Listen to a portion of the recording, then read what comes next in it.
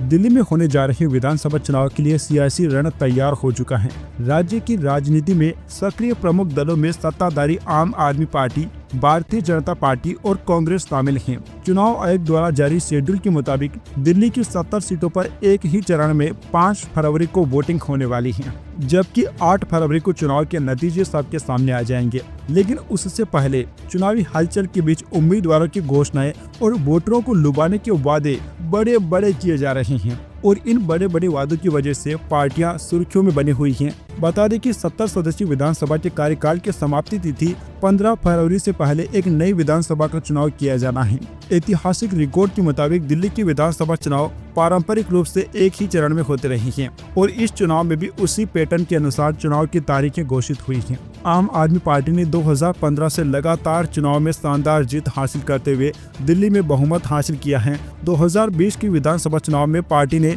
70 में से 62 सीटों पर जीत हासिल कर ली थी, जबकि भारतीय जनता पार्टी ने 8 सीटें जीती थी और कांग्रेस पार्टी का खाता भी नहीं खुल पाया था। हालांकि इस बार का चुनाव आम आदमी पार्टी के लिए कई चुनौती से भरा है, जिसमें सत्ता विरोधी लहर, भ्रष्टाचार के आरोप और कांग्रेस का संभावित पुनरुत्थान शामिल हैं। पिछले चुनाव में मुफ्त बिजली, पानी और शिक्षा जैसी कल्याणकारी योजनाएं के जरिए जमीनी स्तर के मतदाताओं तक आम आदमी पार्टी की पहुंच गेम चेंजर साबित हुई थी। पार्टी अब आलोचनाओं पर सफाई देते हुए इसी तरह की पहल को दोगुना करके नकारात्मक धारणाओं का मुकाबला करना चाहती है। उम्मीदवारों के चयन में आम आदमी पार्टी ने जीतने की क्षमता पर ध्यान केंद्रित किया। आम आदमी पार्टी के दिल्ली संयोजक गोपाल राय ने कहा कि ज्यादातर उम्मीदवार आम आदमी पार्टी के साथ जमीनी स्तर पर सक्रिय रूप से काम कर रही हैं और उनका चयन दिल्ली के लोगों की फीडबैक के आधार पर किया गया है। आम आदमी पार्टी ने कई मौजूदा विधायकों को हटाकर और नए चेहरों को मैदान में उतारा है, जिनमें भाजपा और कांग्रेस के दल बदलू भी शामिल हैं।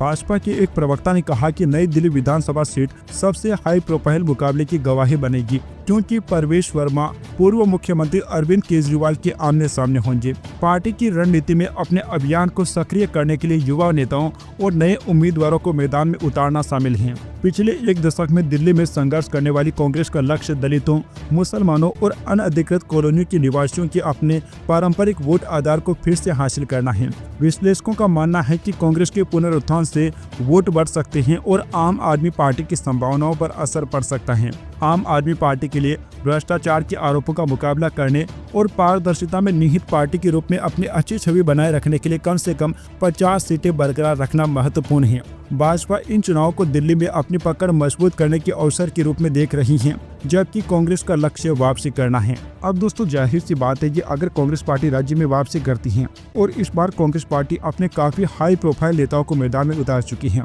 जो कि साफ है कि कांग्रेस पार्टी किसी भी कीमत पर दिल्ली में कमबैक करना चाहती है। अब आम आदमी पार्टी और कांग्रेस पार्टी का समान वोट बैंक है, तो जाहिर सी बात है कि ये अगर एक दूसरे पर आरोप लगा रही हैं, तो वोट कांग्रेस और आम आदमी पार्टी में बढ़ जाएंगे, जिसका सीधे तौर पर भारतीय जनता पार्टी को फायदा मिलने वाला है। अभी चलिए दोस्तों, हम जो ताजा ओपिनियन पोल आंकड़ा सामने आ चुका है उसके आधार पर जानते हैं कि दिल्ली में इस बार किस पार्टी की सरकार बन सकती है, दिल्ली में किसका पलड़ा भारी दिखाई दे रहा है। दोस्तों, अगर हम दिल्ली के सर्वे के बारे में बात करते हैं तो सबसे पहले बात करते हैं नई दिल्ली के बारे में, जहां पर विधानसभा की कुल 7 सीटें हैं और ओपिनियन पोल के आंकड़े के अनुसार 4 सीटें जहां बीजेपी को मिल सकती हैं, तो आम आदमी पार्टी के खाते में 3 सीटें जाने की संभावना है, जबकि कांग्रेस पार्टी का खाता भी खुलता नजर नहीं आ रहा है। इसी प्रकार से अगर हम सेंट्रल दिल्ली के बारे में बात करते हैं तो यहाँ की 7 सीटों में से 3 सीटों पर जहाँ बीजेपी को जीत मिल सकती है, तो 4 सीटें आम आदमी पार्टी के खाते में जा सकती हैं और कांग्रेस पार्टी का खाता भी खुलता नजर नहीं आ रहा है।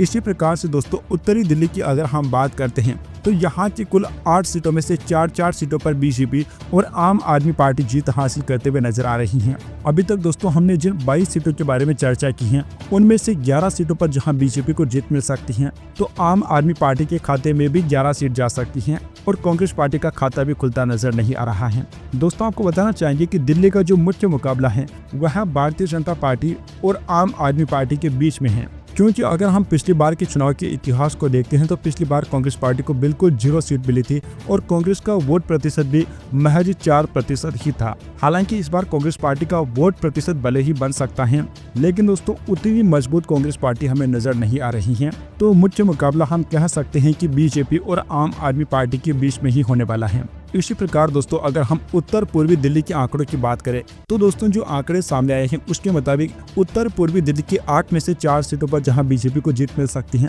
तो आम आदमी पार्टी के खाते में 3 सीटें जा सकती हैं और कांग्रेस पार्टी को 1 सीट मिलने की संभावना है। दक्षिण दिल्ली का जो रुझान सामने आ रहा है, जो आंकड़े सामने आए हैं उसके मुताबिक दक्षिण दिल्ली की 5 में से 3 सीटों पर जहां बीजेपी को जीत मिल सकती है तो 2 सीटें आम आदमी पार्टी के खाते में जाने की संभावना है और कांग्रेस को 0 सीट मिलते नजर आ रही है। इसी प्रकार से पश्चिमी दिल्ली का जो रुझान सामने आया है, जनता की राय के अनुसार जो आंकड़े सामने आ रहे हैं उसके मुताबिक यहाँ की 8 में से 5 सीटों पर जहां बीजेपी को जीत मिल सकती है तो 3 सीटें आम आदमी पार्टी के खाते में जा सकती हैं। अभी तक हमने जिन 43 सीटों के बारे में चर्चा की है उनमें बीजेपी को जहां 23 सीटों पर जीत मिल सकती है तो आम आदमी पार्टी के खाते में 19 सीटें जा सकती हैं और कांग्रेस पार्टी को 1 सीट मिलने की संभावना है। अभी चलिए दोस्तों बात कर लेते हैं पूर्वी दिल्ली के बारे में। पूर्वी दिल्ली में कुल 5 सीटें हैं और यहाँ की 2 सीटें जहां बीजेपी को मिल सकती हैं तो आम आदमी पार्टी के खाते में 3 सीटें जा सकती हैं। कांग्रेस का यहाँ भी खाता भी खुलता नजर नहीं आ रहा है। उत्तर पश्चिम दिल्ली की अगर हम चर्चा करते हैं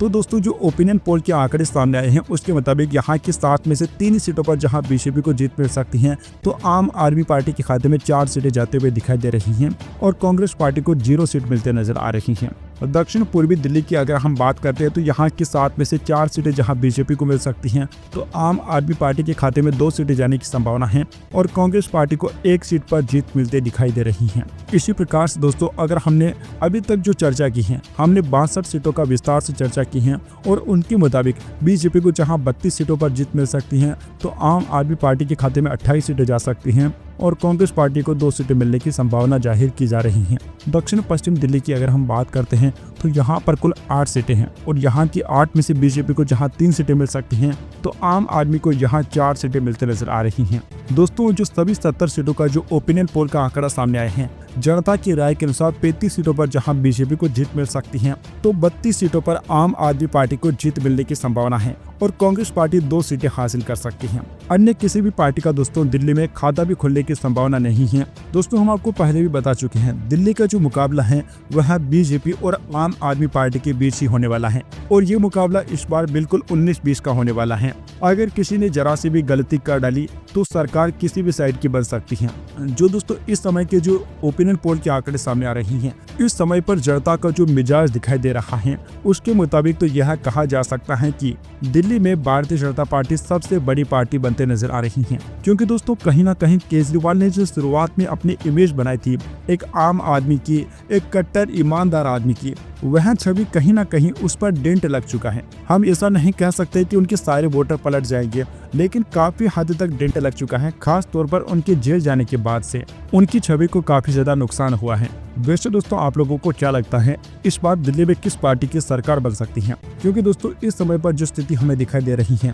कांग्रेस पार्टी का आम आदमी पार्टी से नाता तोड़ देना कहीं ना कहीं यह दर्शाता है कि इस बार आम आदमी पार्टी के वोट बैंक में बड़ी सेंधमारी हमें देखने को मिल सकती है। Subscribe now and press the bell icon. Never miss an update.